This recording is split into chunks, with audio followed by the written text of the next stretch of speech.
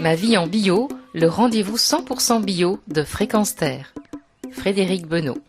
Direction le jardin, dans la vie en bio, nous avons rendez-vous avec Claude Aubert, ingénieur agronome, spécialiste de l'agriculture biologique. Vous avez contribué à rédiger une charte sur l'agriculture biologique qui a servi de base au texte réglementaire européen. Bonjour.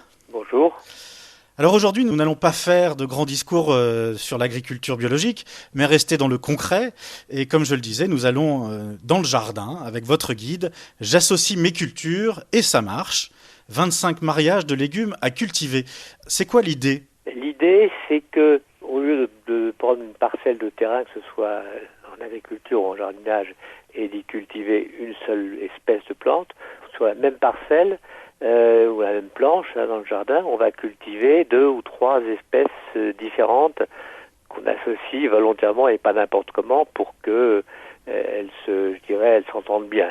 Pourquoi est-ce que c'est important de les assembler ? Expliquez-nous ce mécanisme qui fait que des plantes ensemble poussent bien et d'autres poussent moins bien. Est-ce que par exemple elles sont toutes un même besoin en quelque chose, comme de l'eau ? Oui, alors je crois qu'il y a un tas de raisons pour lesquelles elles peuvent bien s'entendre. Ça peut être pour, aider à diminuer les attaques de parasites. Par exemple, si on associe le poireau et la carotte, on a moins de problèmes avec la mouche de la carotte et le ver du poireau.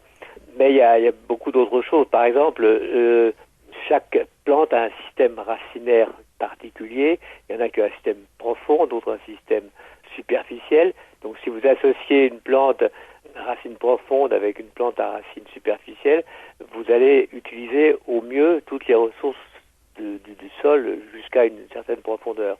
Un autre intérêt, et ça c'est une chose qu'on oublie souvent, c'est que si on veut maximiser la production sur une surface donnée, qu'est-ce qui fait que les plantes poussent ? C'est le soleil. Et donc, il y a intérêt à pouvoir capter le maximum de rayons solaires sur une surface donnée. Or, pour avoir le maximum de rayons solaires, il faut le maximum de feuilles. Et quand vous plantez, par exemple, ensemble je peux prendre un exemple parce qu'il est vraiment, je dirais, très, très, très connu, mais très symbolique, c'est celui d'une association qu'on appelle la milpa en Amérique du Sud, marche très bien chez nous, dans tous les jardins, c'est d'associer le maïs, le haricot et les courges ou les potirons. Et l'idée, alors il y a plusieurs choses. D'une part, on plante avec le maïs des haricots grimpants. Donc le maïs sert de tuteur aux haricots, donc on n'a pas à se casser la tête pour tutorer. Voilà, oui, deuxièmement, tout ça sont des plantes qui poussent en hauteur, et les potirons et les courges, elles recouvrent le sol.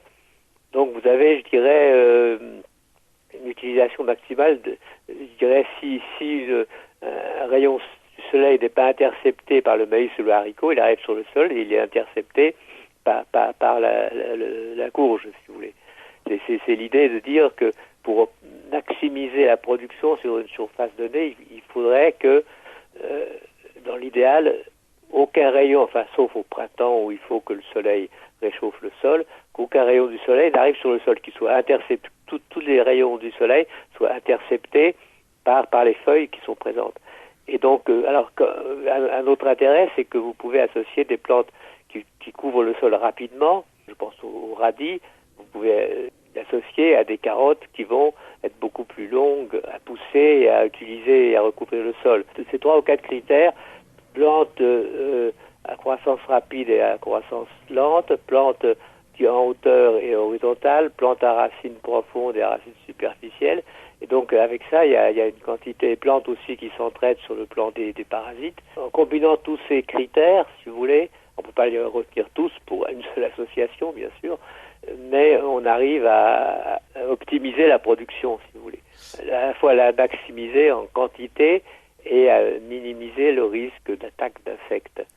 Alors il y a deux bénéfices, hein, c'est ça. Hein, c'est une protection contre les insectes en associant des espèces entre elles. Et puis j'ai vu aussi dans votre guide alors vous conseillez, hein, comme tout bon jardinier un peu prévoyant, vous proposez un tableau de suivi des cultures.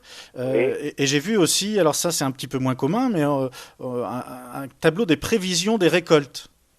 Oui, parce que c'est intéressant. Alors bien sûr, c'est des ordres de grandeur parce que ça va dépendre énormément de la fertilité du sol, du choix des variétés. Donc, mais ça donne un peu une idée pour les gens qui savent à peu près ce qu'ils consomment dans une saison, de quelle surface il leur faut pour satisfaire à leurs besoins pour chaque légume, si vous voulez. Merci Claude Aubert. Je rappelle le titre de votre guide, J'associe mes cultures et ça marche. 25 mariages de légumes à cultiver. C'est publié aux éditions Terre Vivante, terrevivante.org. Et vous pouvez bien entendu retrouver les références de cette chronique et même la réécouter sur notre site fréquenceterre.com.